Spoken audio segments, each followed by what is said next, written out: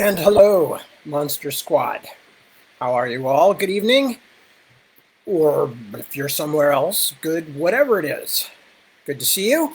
I'm Tad. I'm going to be reading. As you can see, I am wearing my lemon shirt. And this is because it echoes my philosophy. When life gives you lemons, write a bitchy letter to the Lemon Advisory Board. Anyway, so we are going to be reading Shadowmarch tonight and continuing with Shadowmarch. Of course, we've been reading it for a while. We're already, look at that. We're about halfway through. Halfway through. That's pretty good. And what else is there to relate? I don't really have a lot. I was saying last night or early this morning that things are, just kind of clicking along, now that we're marginally more normal as we will ever be, people like us. And that, we're kind of slowly, gradually going out into the community and doing things. I was out running errands today. Exciting. going to the pharmacy. Hooray. But anyway, so that's what's going on here. I'm working on the first half of Navigator's Children for publication, which is coming along. I'm probably going to be ready to pass it along to the folks who help me with, I guess what we call fact checking, although none of it's facts because it's all made up, but you know what I mean. The people who know the history of Ostenard a bit better than I do, although I'm, after 5-6 years, I've been back there now. I'm getting pretty good myself. And of course, there are things that I know that nobody else knows, which is kind of the whole point of writing books, is so that eventually you can share them with other people. Anyway, so let us see who is out there tonight and is checking in to say hello. First off is Medardo. Medardo, hello. Yes, let us go back to Ferry, and I'm glad to hear that the election's going, sounds like fairly well in Mexico so far, and fingers crossed that you continue to get some decent progressive leadership elected there. Jerry, what's up? How you doing, man? Good to see you. Barban, good evening. Jared, good evening. Nancy, hello. Happy Sunday to you too. Ray, greetings to you. Kelly, good evening. Brenna, greetings from your balcony. Oh, sunny, 30 degrees centigrade and 1% humidity. Well, warm and dry. Kenneth, hello, Kenneth. Timothy, I like your whatever it is, your cheer, your rhyme, your cheer, your rhyming cheer. Good evening, Jeremy. Good to see you too, buddy. And Claudia, hello, Claudia. Good evening. Kristen, hello to you. Michael, it's afternoon. It's definitely afternoon. There's no question about it. Thank you, Kristen. I'm rather fond of this shirt, too. Felina, you're learning tarot for fun and something very far from work. Yeah, finding things that are not work are very important. I am always looking for things like that, which is why I watch so many stupid movies and stuff instead of things that are actually good drama and super well written, because that always causes me to get into my thinking, reading, writing, editing mode. And when I'm not working, that's what I would prefer to do. Radiant. Well, I think what you're calling radiant is probably a little touch of sunburn or something. Not that I was out that much today. Bretta, at least it's dry heat. Amen. Amen. Hi, Ron. Good to see you, bud. I was just saying at the very beginning that I'm almost ready to send out the draft of whatever the third volume is going to be called now, since it's not the Navigator's Children. I'll actually be interested if any of you guys who are reading the manuscript want to send me feedback on a title, since we haven't pinned anything down yet. I'm leaning towards either Narrow Dark or possibly The King Below, but I'll wait until you guys have a chance to see the volume itself, and then maybe you'll have an idea. Anyway, so what else do I have to talk about? Not much, really, as I said. It's kind of,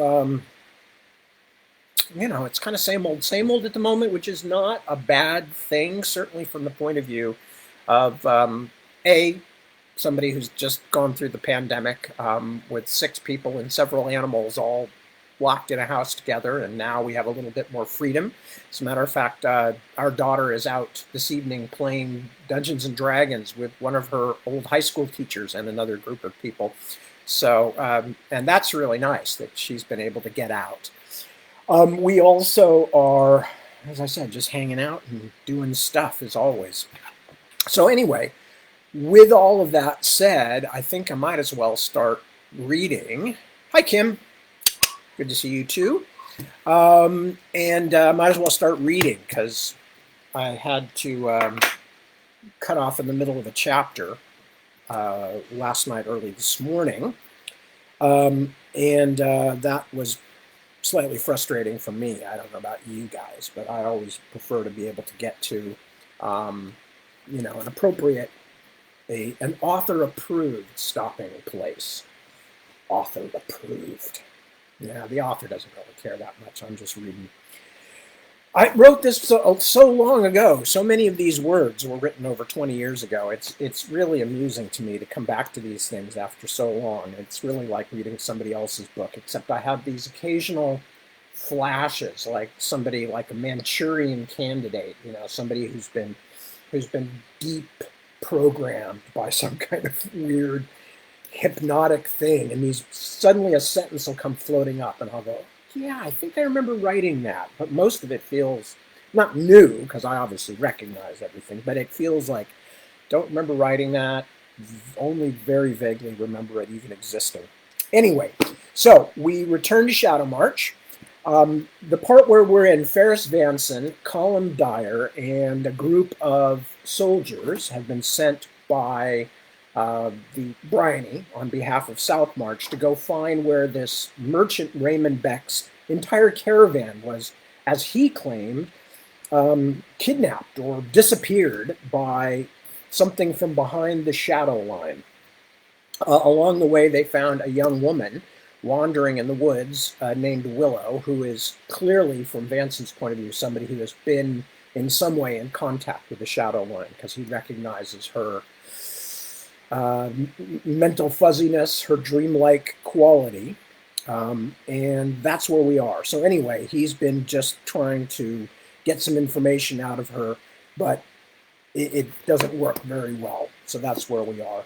The last paragraph was, her look turned sad, even frightened, and he was almost sorry he'd asked. In the middle of the night, he went. The moon called him, he said. I tried to go too. He's just a little one. But our father, he grabbed me and would not let me through the door. As if the subject caused her pain, she began talking again about cutting the rushes for rush candles, another activity Vanson knew only too well. It would not have taken much calling by the moon or anything else to make me run away, Vanson thought. But somehow I do not think this girl's brother has gone to the city to make his fortune. Late afternoon, with the sun falling fast, Vanson decided to make camp. The road had led them through the low, sparsely covered hills all day, but they were about to pass through a patch of forested ground. The stand of trees before them was not a place he wanted to wander in the growing dark. Look, shouted one of the men. A deer! A buck! We'll have fresh meat, another cried. Ferris Vanson looked up to see the creature standing just inside the shadows at the edge of the trees, 100 steps away.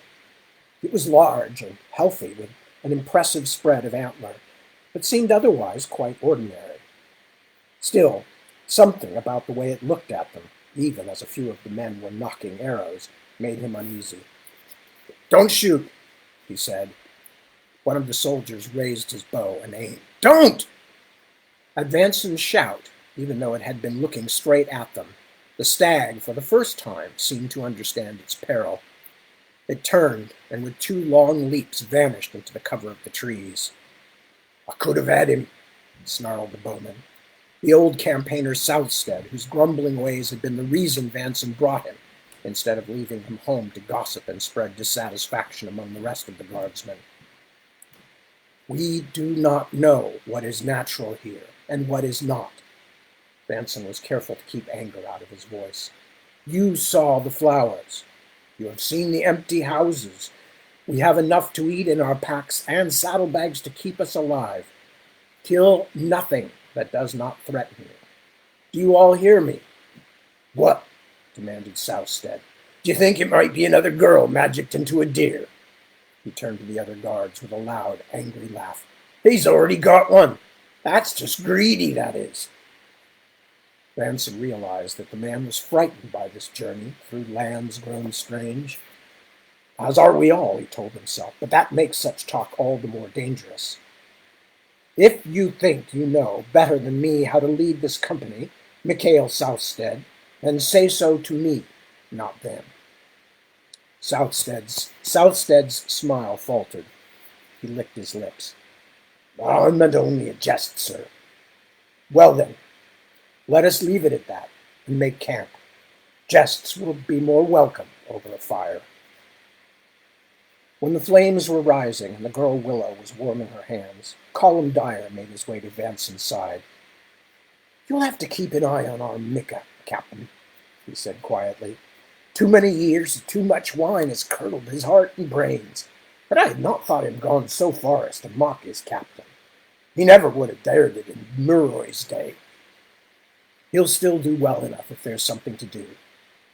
Vanson frowned. "Raymond Beck, come here."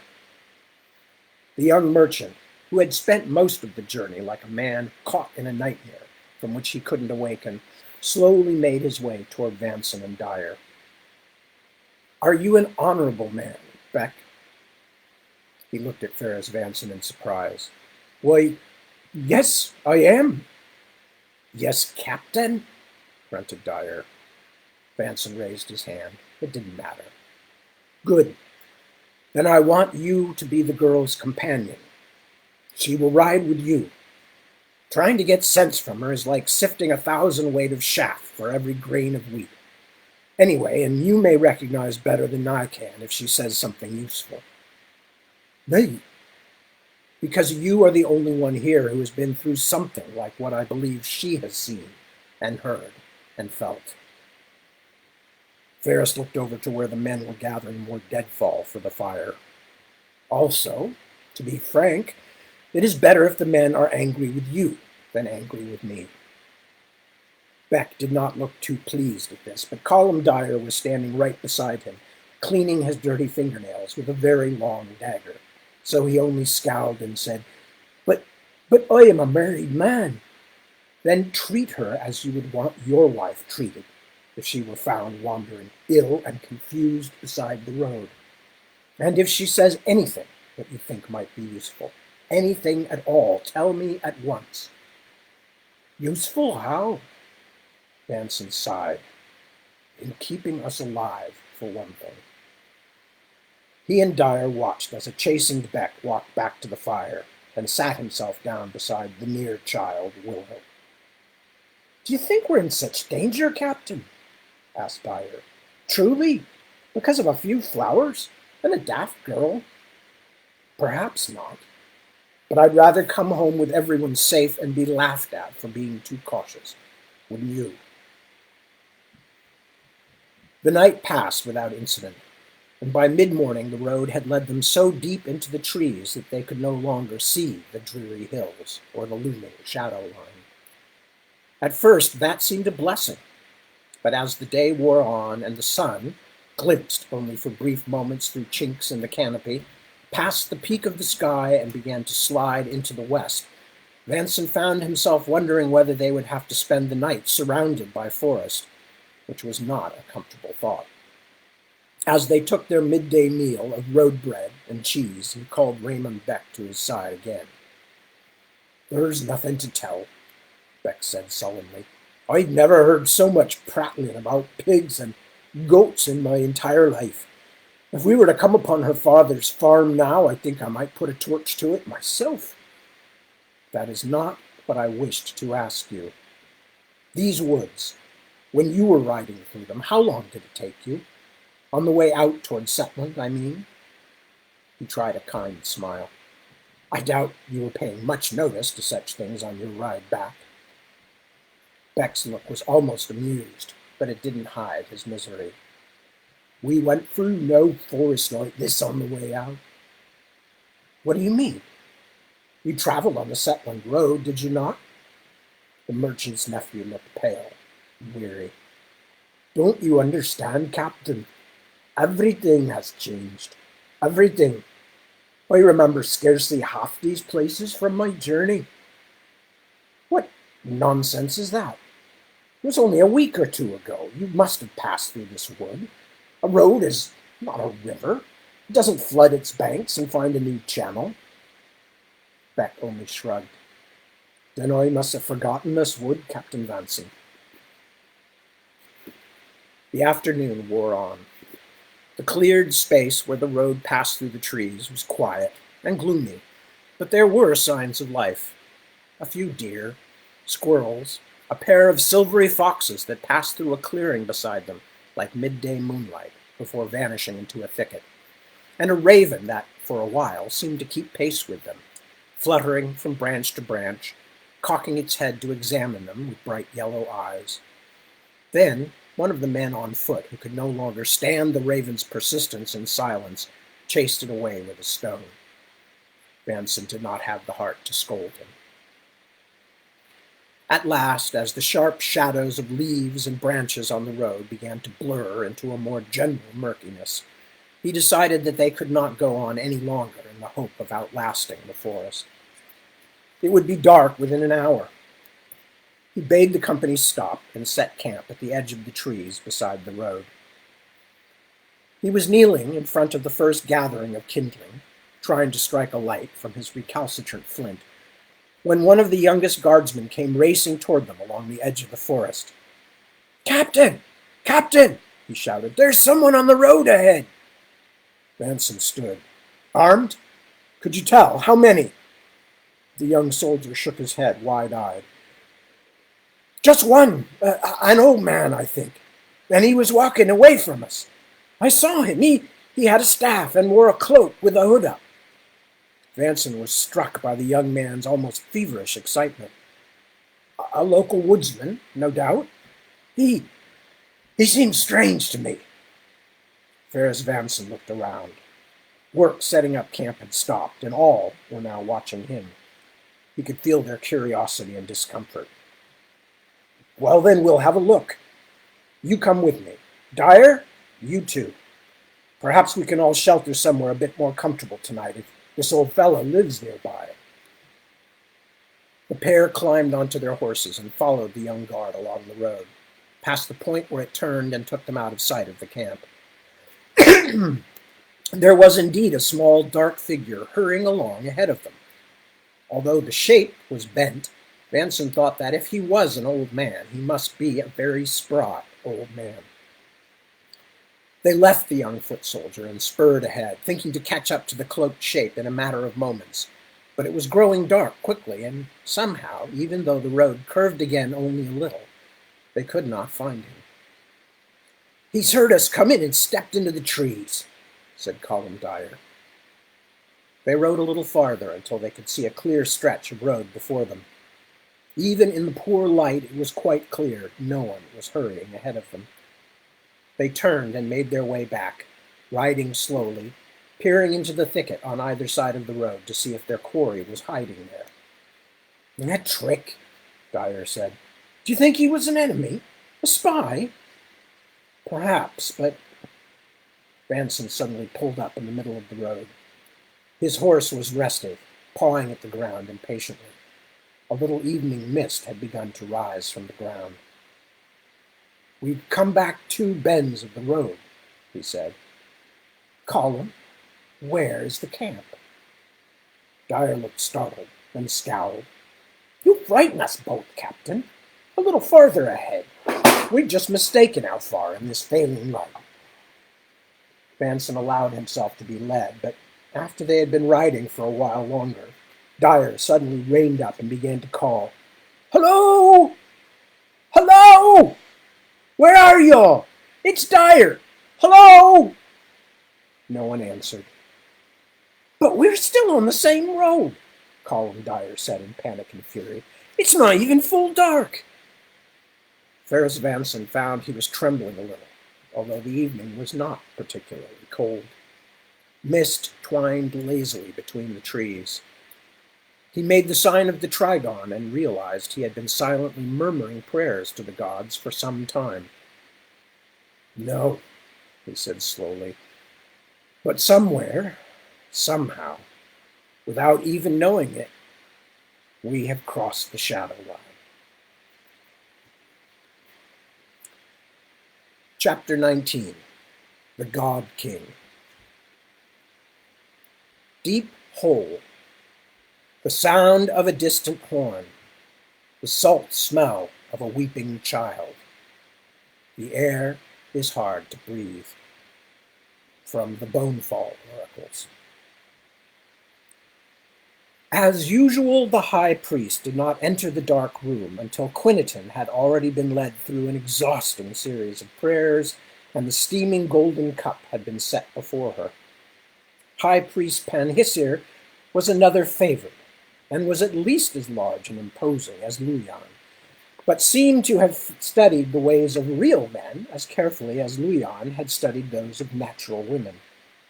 He also seemed to have kept his stones until after he had reached manhood. His beard was wispy but long, and he had a surprisingly deep voice, which he used to great effect. "Has she completed the day's obeisances?" he demanded. When the acolyte nodded, the high priest crossed his arms on his chest. "Good. And the mirror prayers, has she said them all?" Quiniton swallowed her irritation. She didn't like being talked about as if she were only a child who couldn't understand.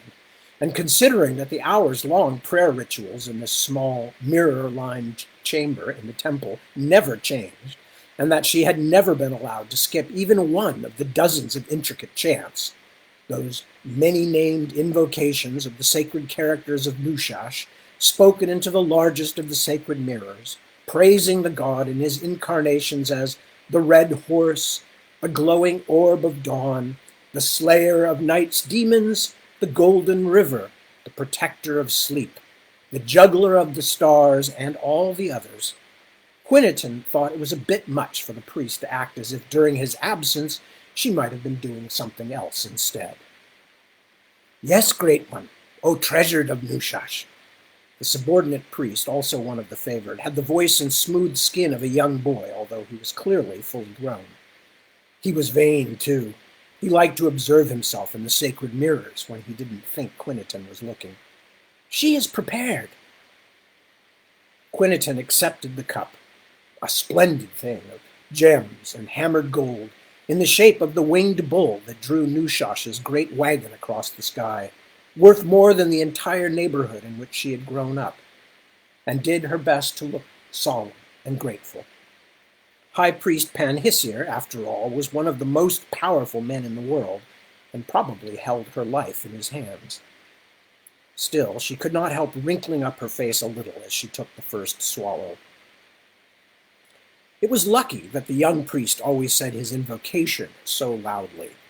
It made it easier for her to drink slowly and not to worry about the noises she made as she forced the dreadful stuff down. The elixir, the sun's blood, as they called it, did taste a little bit like actual blood, salty and with a smoky hint of musk, which was one of the reasons Quiniton had to force herself not to gag on it.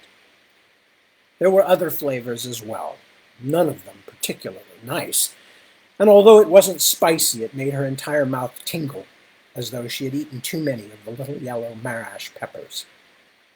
"Now close your eyes, child," Panhissir told her in his deep, important voice as she finished draining the cup.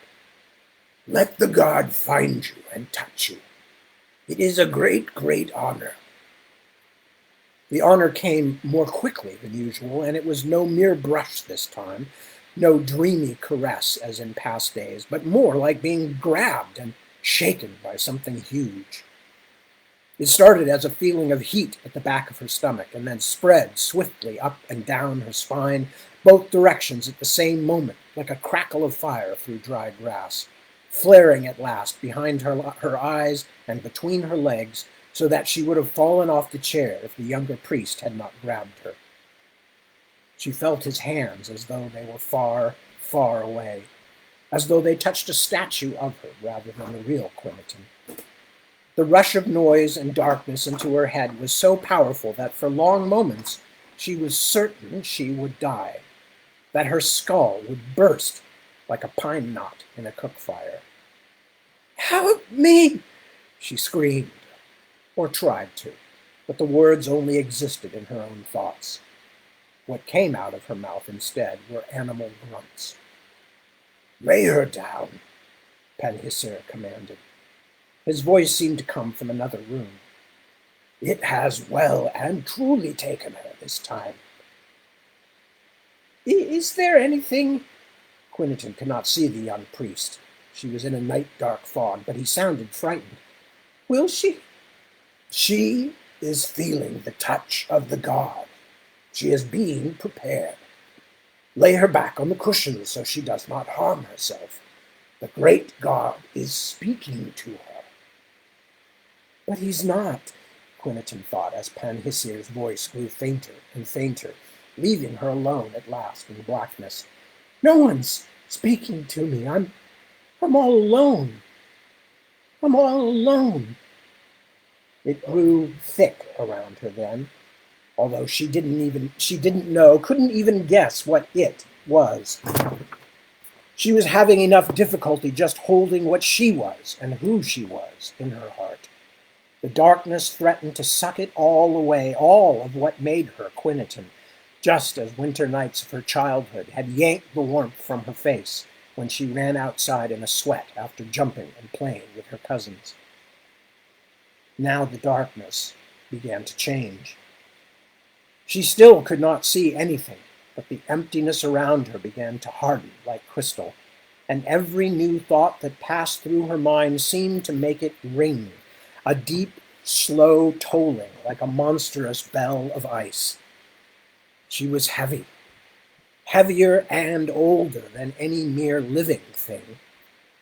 Quiniton could understand what it was to be a stone, to lie in the earth without moving, measuring out thoughts as deliberate as mountains rising. How it felt to live not just flitting moments, but millennia, each dream an aeon long. And then she could feel something outside herself, but close, frighteningly close, as though she were a fly walking all unknowing on the belly of a sleeping man. Sleeping? Perhaps not.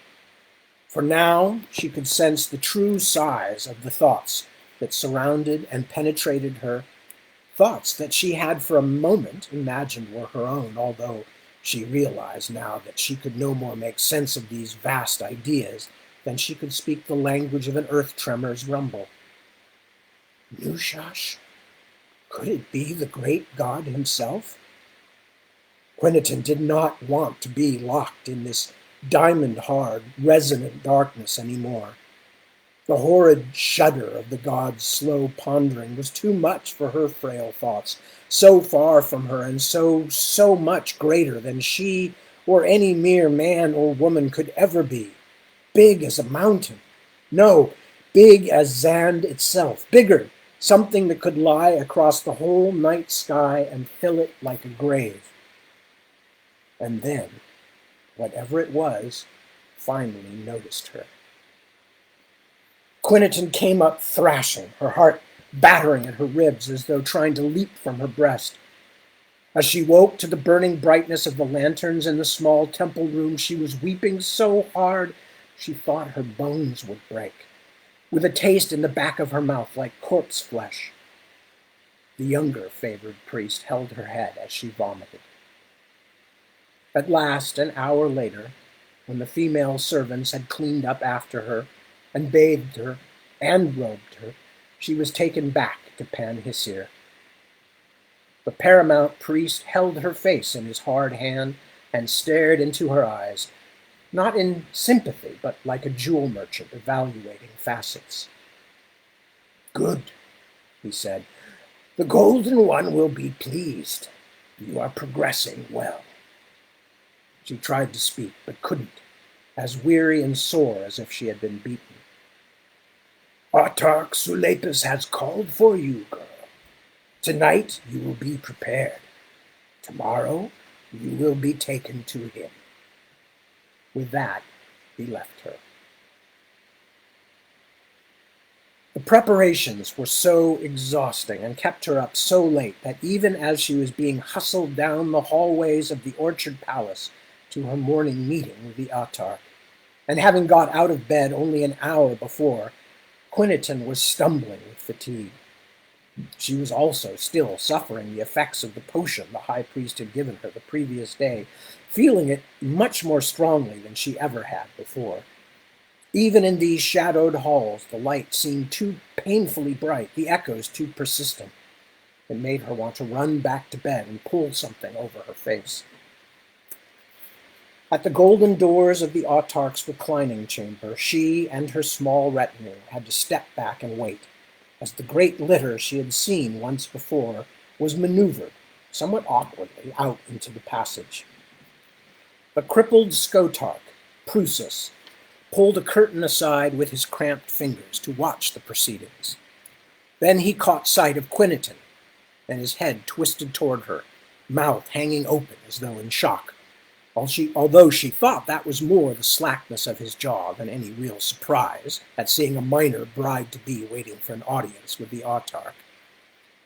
He looked her up and down, his head trembling on his thin neck, and if the look he gave her was not contempt or even hatred, she was certain it must be something close, a chilly examination made more disturbing still by his twitches and little gasps of breath. Why? Why would the most powerful man in the world pick such a frail, mad creature as this for his Skotarch? Quiniton could not even guess. The Skotarchy was an old tradition of the Falcon Throne, meant to make sure an heir was always in place until an Autarch's own son was old enough to take power. It was designed to forestall crippling warfare that had often broken out between factions when the Autarch died without an heir ready.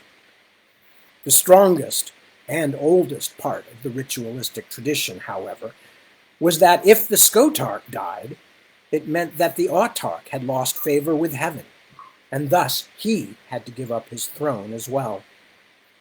This had been meant to stave off treachery from sons and relatives not likely to be named as heir, and because of this ancient Xixian constraint on even their god-kings, Skotarchs were chosen not so much for their actual worthiness to rule, but for health and likely endurance, prized like racehorses for brightness of eye and strength of heart.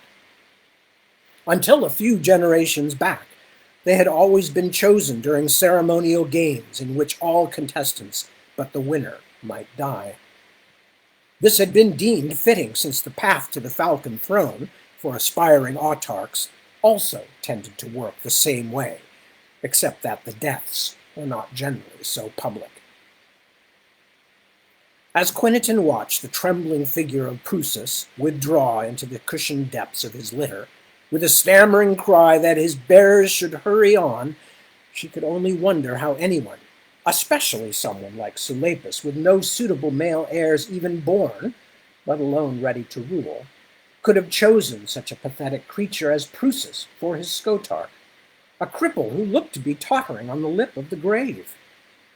Quiniton was not alone, of course.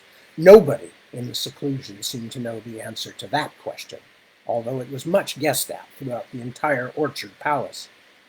Some brave ones whispered that it proved that Autarch Sulepus was either the maddest of his unstable family, or, putting a more pleasant face on it, touched by the gods. The tall doors had barely swung shut behind the Skotarch's litter before they swung open again for Quiniton and her pair of attendant maids and complimentary pair of favored guards. The reclining chamber, with its slender purple and gold columns, was only slightly smaller than the great throne room, although there were many fewer people in it. Only a dozen soldiers, mostly ranged at the back of the dais, and another 24 servants and priests. In any other circumstances, it would have felt strange to be the object of so many male stares after so long in the seclusion. But even with Jedin, one of those watching her, the leopard captain's eyes rapt, but his thoughts hidden as though behind a curtain, Quiniton's gaze was drawn to the man on the white stone bench, as though by a lodestone. It was not just the autarch's obvious power that seized her attention. The way the others in the room stayed as close to him as they could, while still obviously fearing him, like freezing peasants around a huge bonfire. Or even the fierce madness of his eyes, pitiless as a hunting bird's, whose force she could feel even from a dozen paces away. This time, there was another reason for her fascination. Except for the golden circlet in his hair and the golden stalls on his fingertips, the autarch was completely naked.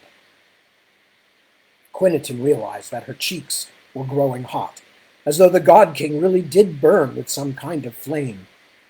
She didn't quite know where to look. Nakedness itself did not bother her, even that of a grown man.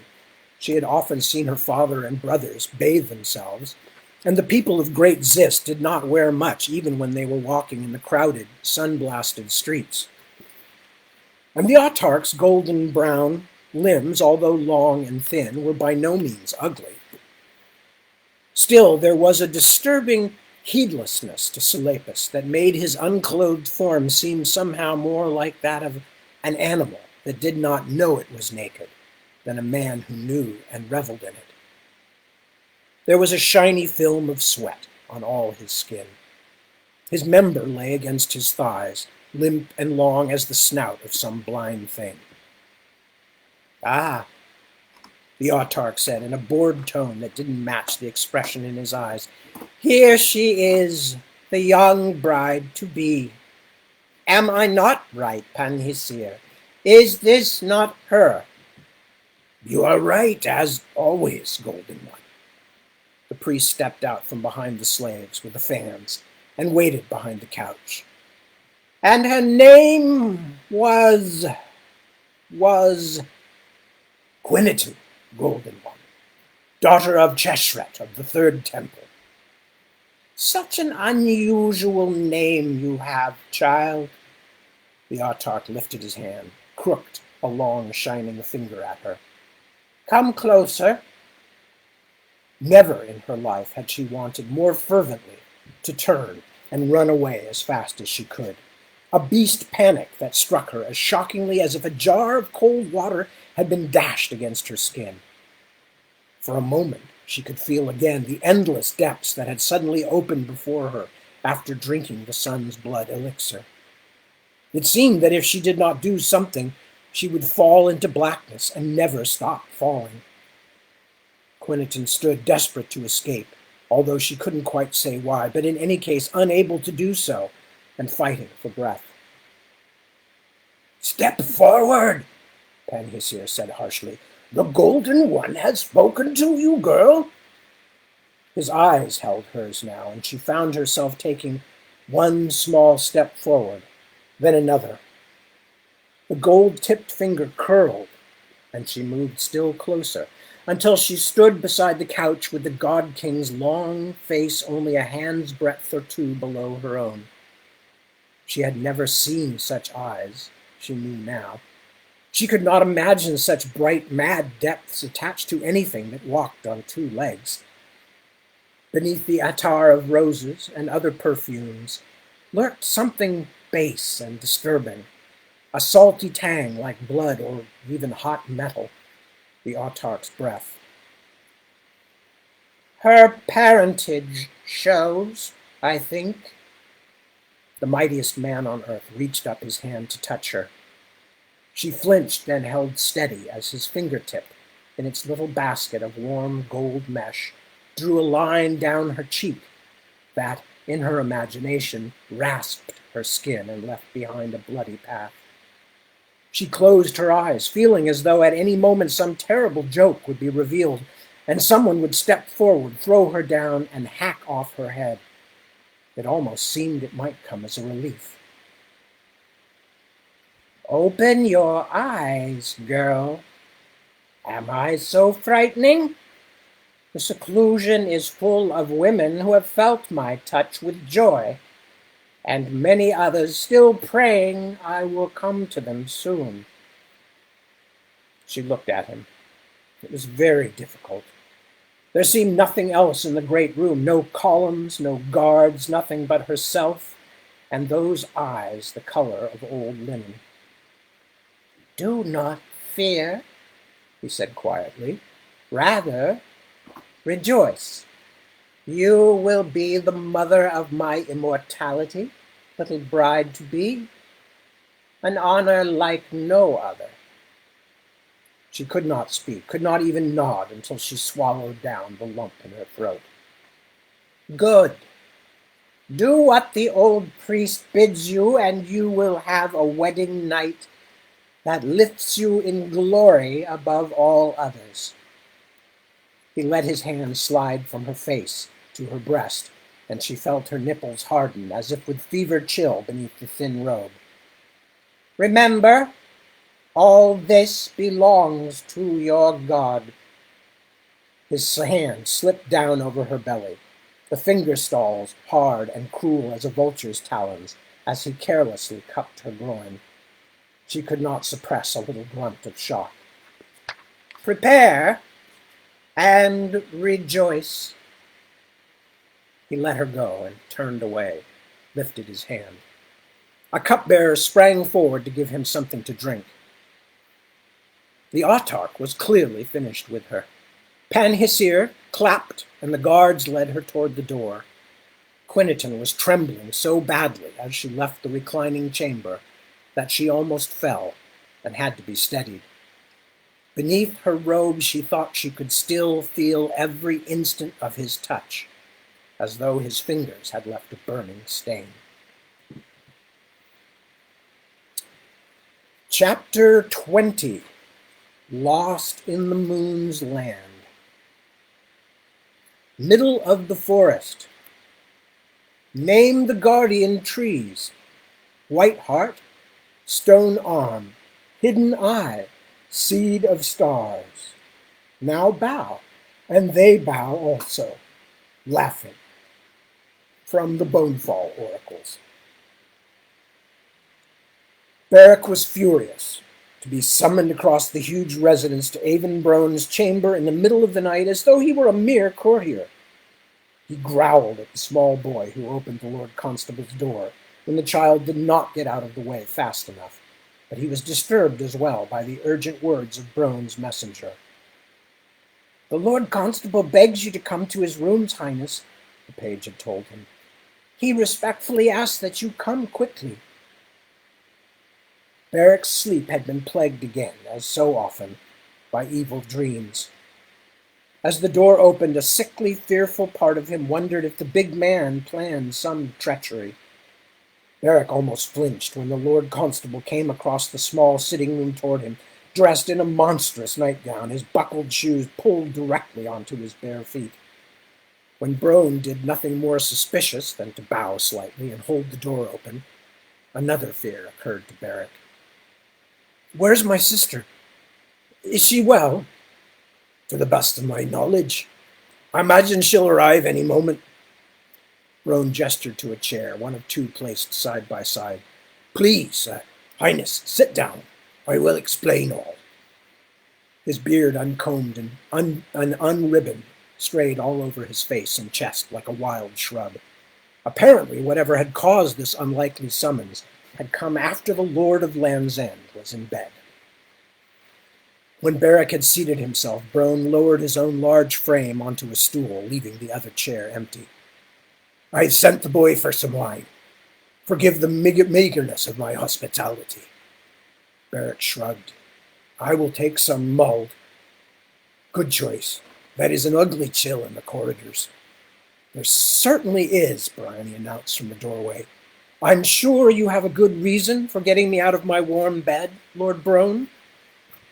Bryony's huge hooded velvet mantle did not entirely disguise the fact that she, too, was in her nightdress. Of the three, only Beric wore day clothes. He did not like preparing himself for bed these days, and preferred falling asleep in a chair while still dressed.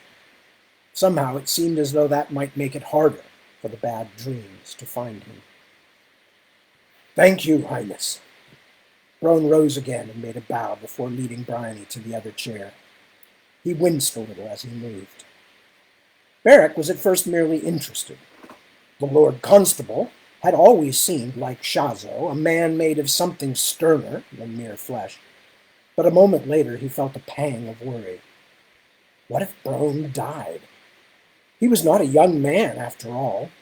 With their father and the Master of Arms both prisoners and Kendrick dead, there were few people left that the Eddens could trust, who knew all the political business of Southmarch. Beric suddenly felt more than ever like a child sent out to do a grown man's chore. The Lord Constable must have seen something of this thought in Beric's face. His smile was grim. These cold nights are a trial to my old joints, Highness, but nothing I cannot weather. Still, I am glad that you have many, many years ahead of you before you must worry about such things. Bryony seemed more interested in her brother than in the Lord Constable's infirmities. Have you not been to bed, Beric? He didn't like being asked in front of Avon Brone, as though she were his older sister or even his mother instead of his twin. I was reading. Does that meet with your approval, your Highness? She flushed a little. I only wondered. I have been meaning to ask you, Princess, the Lord Constable said, whether my niece Rose Trelling was giving you good service. He did not meet her eye. Brone's look was distracted, almost confused, as though they had woken him up rather than the other way around. We were very grateful for your kindness to her. She is a good girl, if a little silly sometimes. I am very happy with Rose. Bryony stared at him. But I cannot believe you woke us up after the midnight bell to ask whether my ladies-in-waiting are serving me well. Forgive me, Highness, but I am waiting our true business until... The Lord Constable fell silent, nodding significantly as the page returned with 3 flagons of wine. The boy knelt by the fire and heated them, one by one with a poker, then served Bryony first. It was clear Avon Brone wouldn't speak until the boy had left, so they all sat and watched the seemingly endless process, the room silent but for the quiet rumble and crackle of the fire. When the boy was gone, Brone leaned forward. Again, I apologize for calling you both here, out of your beds. The fact is, it is easier for me to empty my rooms of listeneers, and less conspicuous to do so. If I had come to you and asked for all your pages and maids and guards to be sent away, it would be the talk of the castle tomorrow. And you do not think anybody will know or discuss the fact that Beric and I came across the castle to your rooms? It will not occasion as much speculation. And there is another reason to meet here, which you will see. But why this alarm? Beric couldn't lose the twist of fear in his guts. Was this what being a king was always like? Fearful midnight summonses? Distrust and doubt all the time? Who would want such a thing? He had a sudden horror. He prayed it was only a horror and not some kind of premonition, of Bryony lost or dead, and he himself left alone to rule.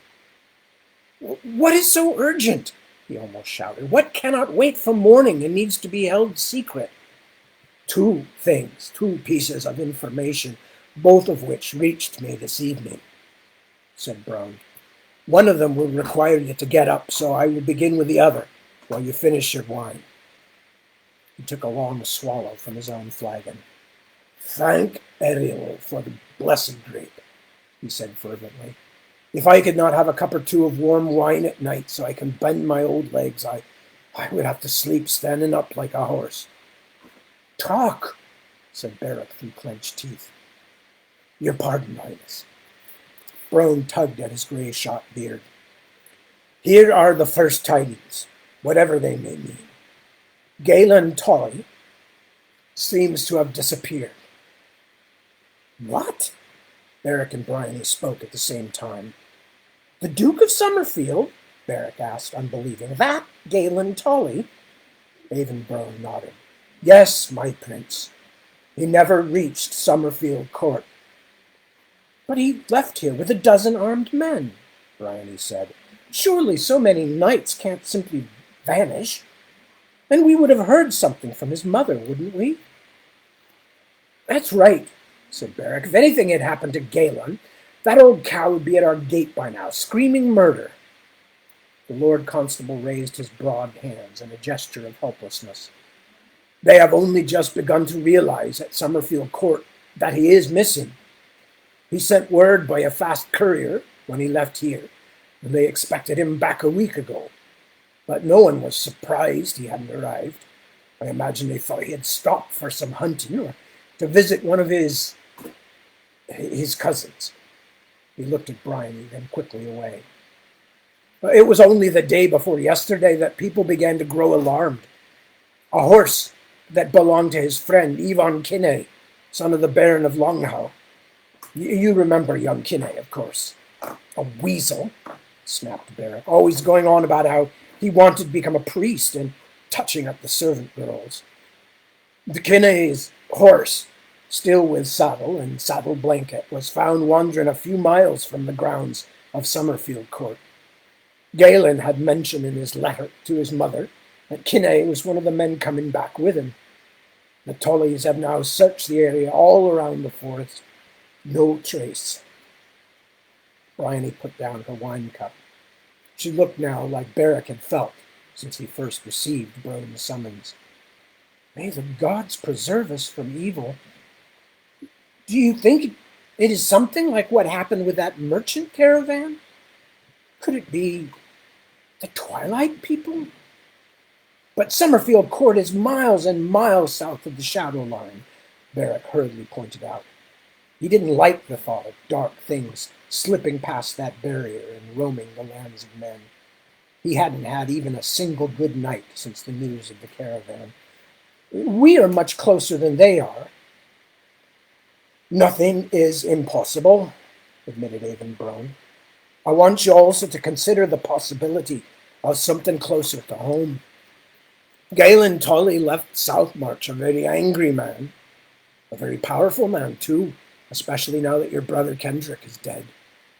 I do not have to tell you that there are many people of influence in the land who think you two are too young to rule. Some even say that you're my puppets. Perhaps you should consider that the next time you make us walk across the castle to your chamber in the middle of the night, Brone. Anger helped Beric feel a little better. It was like dipping the hot poker into the wine, sharing the heat. What does it matter what people think? His sister demanded. We did nothing to Galen. I was glad to see the back of him. But think on this, said the Lord Constable. Imagine that Galen appears again some days from now. Imagine that the Tullys cry that you sent soldiers after him to kill him, that you feared his claim on the throne. What nonsense! Claim? Galen has a claim only if our father and all his family are dead. Beric's anger returned, so strong that he had to get up and pace. That means Bryony and I would have to be dead now, too. That means Bryony and I would have to be dead too, and our stepmother's child as well. Brone held up a hand, requesting quiet. Beric stopped talking, but could not make himself sit down again. I only ask you to imagine a possibility, Highnesses. Imagine if Galen were to reappear in a few weeks and say you tried to murder him. Perhaps claim that the two of you were going to avoid paying your father's ransom so you could continue to rule, and that he had objected, or something like that. That would be treachery. Revolution. Beric slumped down in his chair again, feeling suddenly weak and miserable. But how could we prove it wasn't so? That is the problem with rumors, said Avon Brone. It is very hard to prove that things are not true. Much more difficult than proving they are. But why do you propose such an unlikely possibility? Asked Bryony. I don't much like Galen, but surely even if the Tullys had designs on the throne, he would wait until there is some problem. A bad crop or a plague of fevers much worse than the one that Beric and others have had. Wait until people are truly frightened before trying to turn them against us. They hardly know my brother and me. We've reigned only scarcely a season. Which is exactly why they might believe lies spread about you, said Brone. Bryony frowned. But even so, aren't you stretching for an answer? If Galen is truly lost and not just hunting, as people thought, there are a dozen explanations more likely than him preparing to accuse us of trying to harm him. Perhaps. The big man stood slowly, putting his hand on the seat of the stool to steady himself. He picked up an oil lamp, and the room's shadows writhed. But now we come to the next part of my concern. Will you come with me? They followed him out of the sitting room and down a narrow, unornamented hallway. Brone paused outside a door. This is why I'm not in my own bed tonight, Highnesses. He pushed the door open. The room was lit by many lamps and candles, far more than would seem normal in a bedchamber. At first, even with all this light, Beric had trouble making sense of the knot of shapes at the center of the bed. Only after a few moments had passed could he see that it was one man kneeling atop the bed next to another, the kneeling one with his head pressed against the other's chest in a pose almost like a lover's embrace. The one on top held a finger against his lips, asking for silence. His lined face was familiar to Beric, something he thought he had seen in one of the nightmares, and he had to suppress a gasp of fear. I think you two must both know Brother Ukros of the Eastmarch Academy of Scholars, Brone said. He came to help you when you were ill, Beric. Now he's caring for one of my servants. There was blood on the bed, on the sheets. Brother Ukros' hands were wet with it. The monk gave them a quick, distracted smile. You will forgive me, Highnesses. This man is not yet beyond danger, and I'm very occupied. The man on the red-smeared sheets had a dark, untrimmed beard, and his skin, hair, his clothes were all very dirty. But even groomed and clean, he would not have made anyone look twice. His eyes were open, staring at the ceiling, his teeth clenched as if to hold in his straining, rasping breath. His shirt had been pulled open, and Brother Ukros had his fingers deep in a ghastly hole in the man's chest just below the shoulder. Just a moment, said the physician-priest, and finally Beric recalled the voice, if not the face, remembered hearing it float through one of his fever dreams, talking about correct alignments and improved balances. There is a broken arrowhead still lodged here? There it is. Brother Ukros sat up, a pair of bloodied tongs clutched in his fingertips, with a small piece of what looked like metal between the tines. There. At least this will now not make its way to his lungs, or his heart. He rolled his patient over, gently but firmly. A deep groan came up from the wounded man, only partially muffled in the bed linens, and began to wipe at another bloody hole above the man's shoulder blade. This is where it went in. Do you see? I will need to pack the wound with comfrey and a willow bark poultice. Bryony's face was pale, as Beric felt sure his own was, but his sister swallowed and spoke calmly. Why is this man lying bloodied in your rooms, Lord Brone? And why is Brother Ukros tending him? Why not our castle doctor? Chavin has been back for several days. I will explain everything in a moment, but I wanted you to hear this from the man's own lips. Turn him back over, Ukros, I beg of you. Then we will leave you alone to bind his wounds and give him whatever other physic he needs. Together, Brone and the little priest got the bearded man onto his back again. Ukros held pieces of cloth tightly against the wounds on both sides. Rule, said the Lord Constable. It's me, Brone. Do you recognize me? The man's eyes flickered across him. Yes, master, he grunted. Tell me again what you saw at Summerfield Court Rule. Tell me what sent you riding back here in such a hurry, and probably earned you an arrow in the back.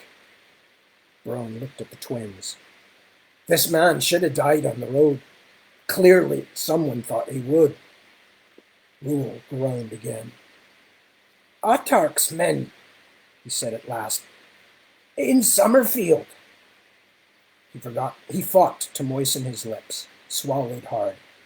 The cursed Zixi bastards were honored guests of the old Duchess. The Autarch's men? With the Tollies? Barrett couldn't help looking around, as though at any moment the shroud-faced men of his nightmares might appear from the shadows. Aye, Brown was grim.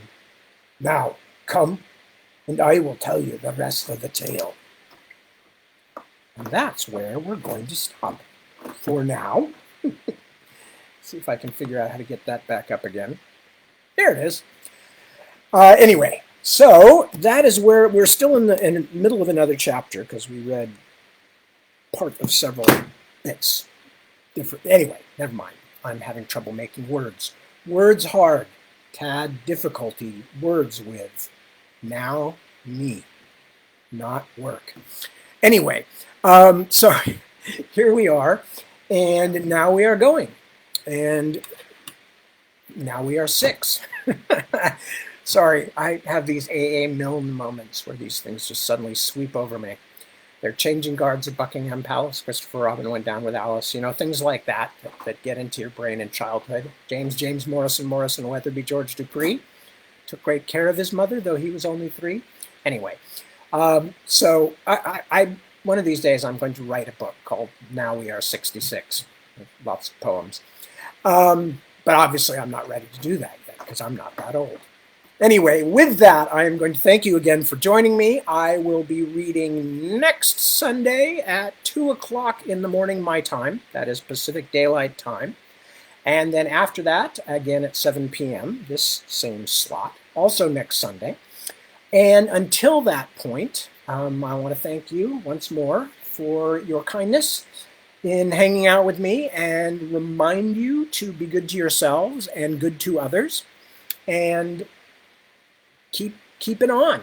Keep passing the open windows. Keep doing nice stuff for the people around you.